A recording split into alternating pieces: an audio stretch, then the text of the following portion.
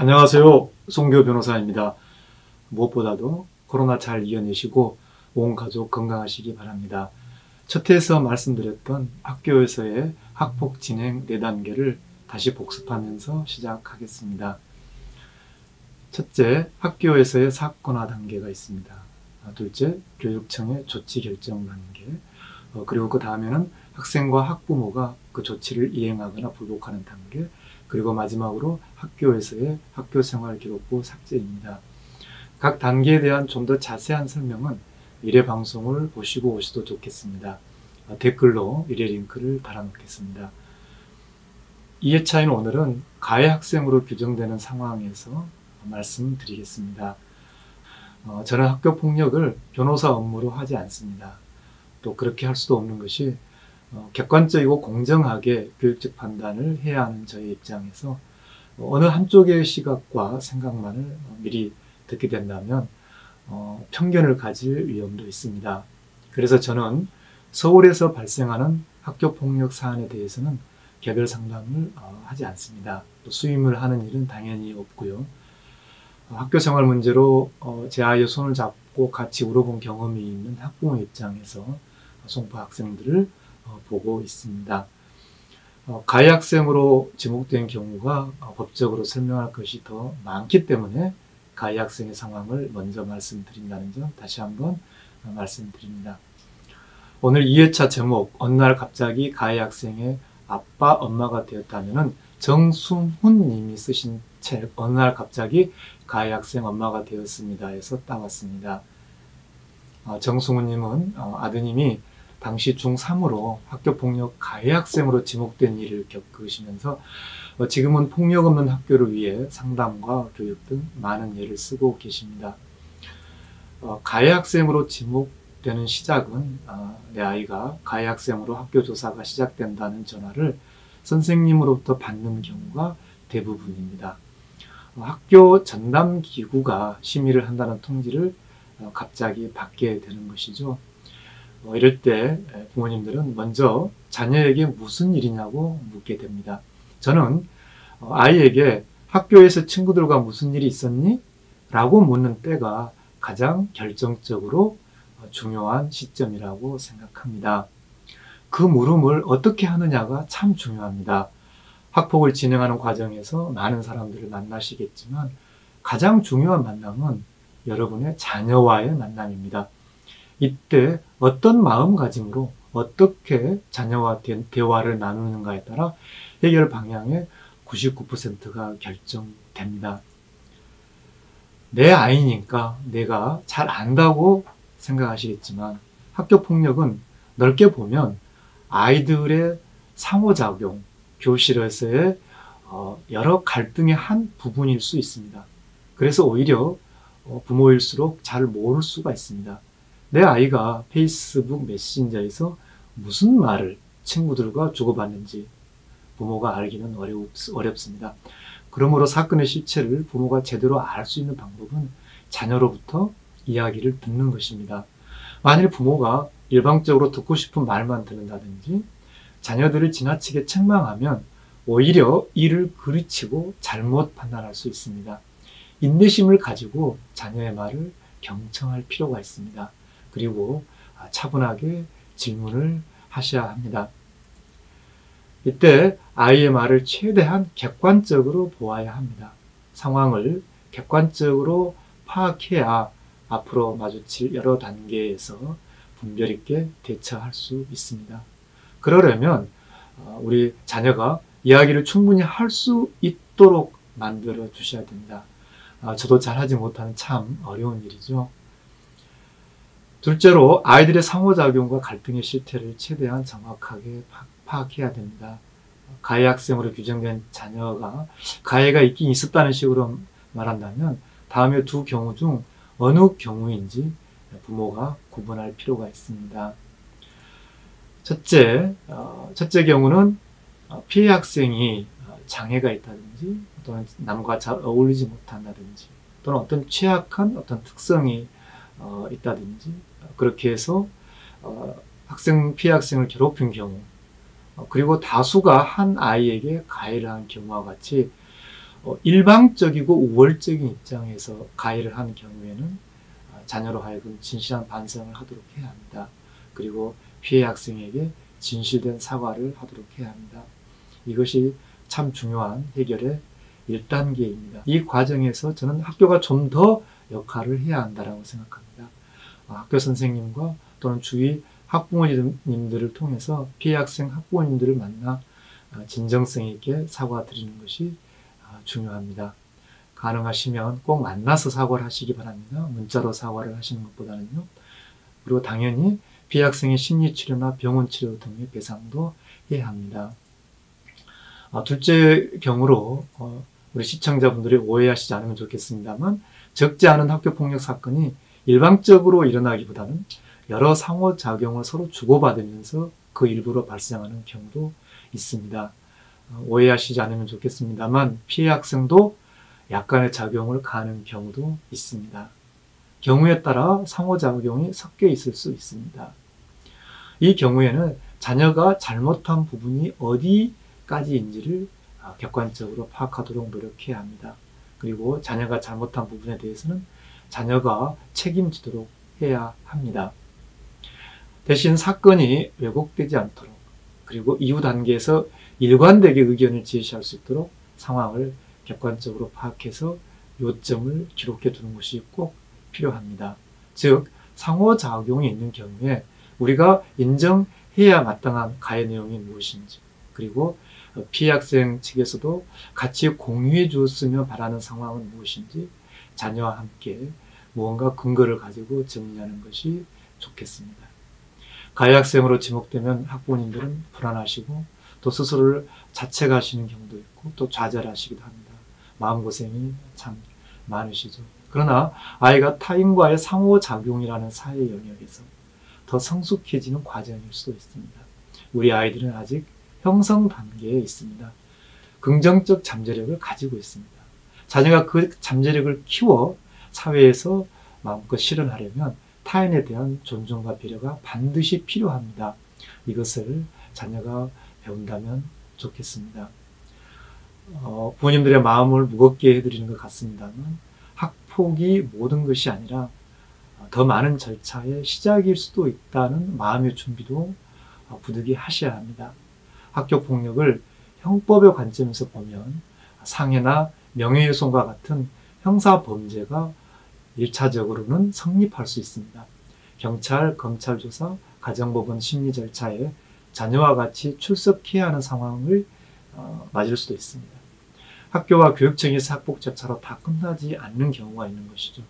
직접 자녀와 같이 참석할 수도 있는 절차들이기 때문에 부모님들께서 어느 정도 미리 알고 계셔야 합니다.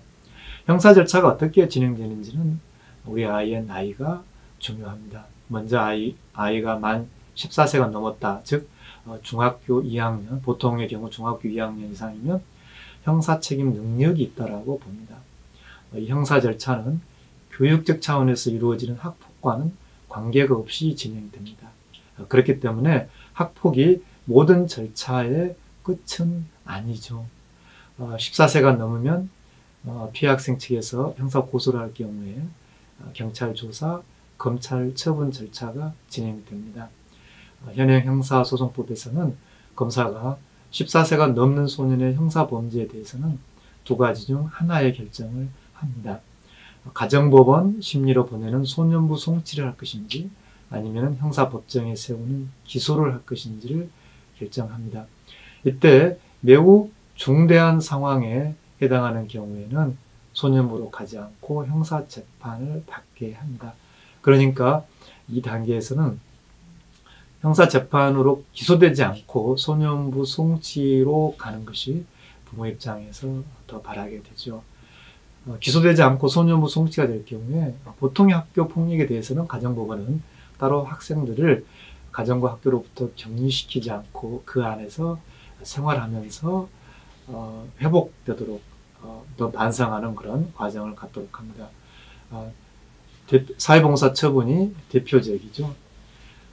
자녀가 10살 이상 초등학교 4학년이면 14세 미만이라도 사안이 중하면 소년법에 따라 경찰서에서 조사를 받을 수 있습니다. 이 경우에는 검찰을 거치지 않고 바로 가정법원에 송치되어 가정법원의 보호처분을 받을 수 있습니다. 이것을 경찰서장의 소년부 송치라고 합니다. 이것도 알아두시면 좋겠습니다. 그리고 검찰이 운영하는 형사조정제도도 알아두실 필요가 있습니다. 이 제도는 변호사와 같은 민간 전문가들이 피해 학생과 가해 학생의 합의를 중재합니다. 이 절차에서 피해 학생과 배상액을 합의하면 추가적인 민사소송이 들어오지 않습니다. 그래서 저는 형사 과정에 놓이게 된 상황이라면 형사조정제도를 활용하는 것을 권합니다.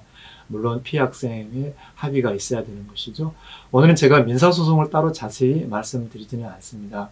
학폭이 종료되어 조치를 다 이행했다 해도 민사소송과 학폭은 별개의 제도입니다. 그래서 학폭에서 피해 학생에게 사과하고 합의하실 때 합의서에 민사소송을 제기하지 않고 형사고소를 하지 않는다는 내용이 따로 들어갑니다.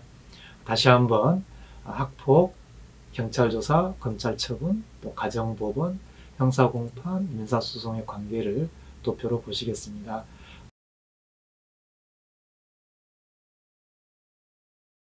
학교폭력이 진행돼도 나머지 절차는 별도로 진행될 수 있다는 그런 마음의 준비를 하시면 좋겠습니다. 학교 선생님으로부터 전화를 받고 또 자녀와 소통하고 사건의 실체를 파악해서 전반적 진행 절차를 이해하고 난 뒤에는 이제 학교와 만나야 합니다. 학폭 사건화가 되면 가장 먼저 만나는 기구가 학교 전담기구입니다. 이래서 말씀드렸듯이 자녀 확인서와 부모 확인서를 이 절차에서 작성하게 됩니다.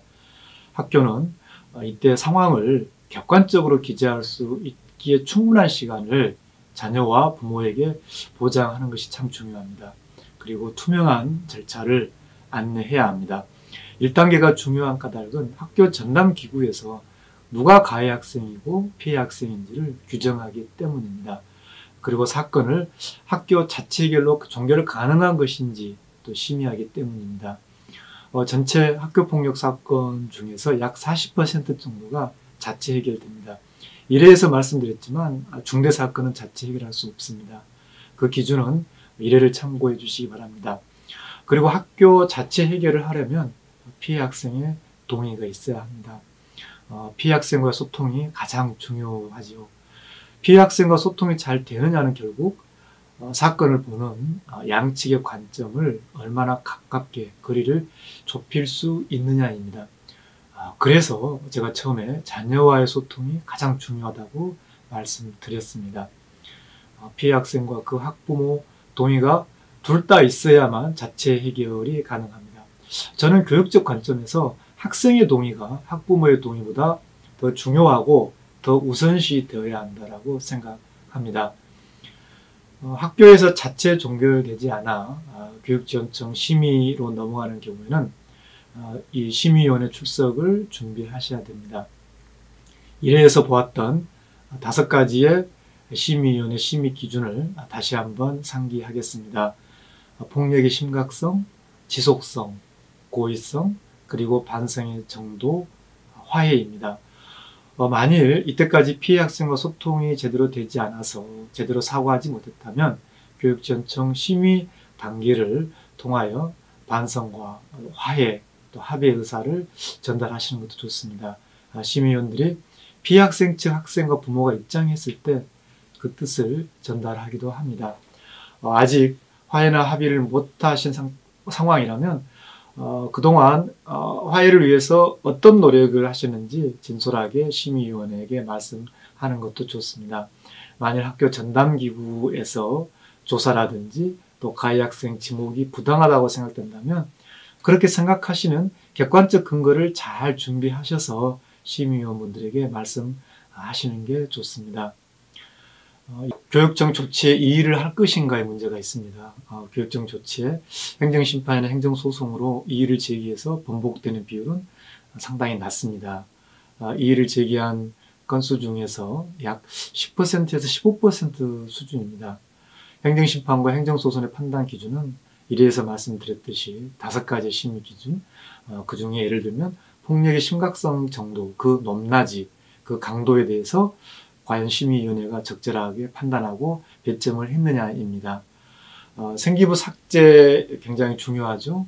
이래서 말씀드렸습니다만 생기부는 교육지원청의 가벼운 조치 1호 서면사과, 2호 접촉금지, 3호 학내봉사의 경우에는 기재가 아예 1회 유보됩니다. 그리고 고등학교 재학 중에 이 가해 학생 조치가 기재될 경우 학교 전담기구에서 나중에 삭제하는 경우에 해당하더라도 졸업하는 연도 2월 달에 삭제가 되기 때문에 결국 대학 입시에 제출하는 생기부에서는 삭제가 되지 않는 상태에서 제출이 된다는 점도 알고 계시는 게 좋겠습니다. 학교폭력이란 무엇일까요? 우리는 과연 제대로 알고 접근하고 있는 것일까요? 아이들을 제대로 만나고 있는가요? 운동장이 좁아 학생 간 밀집도가 높고 학업 스트레스를 많이 주는 곳에서 학교폭력이 더 많이 발생한다고 합니다. 결국 학교폭력은 아이들이 놓인 상황에서 보여주는 하나의 반응일 수 있습니다. 그 반응을, 그 목소리를 우리 사회가 제대로 듣고 있는지 돌아보아야 합니다.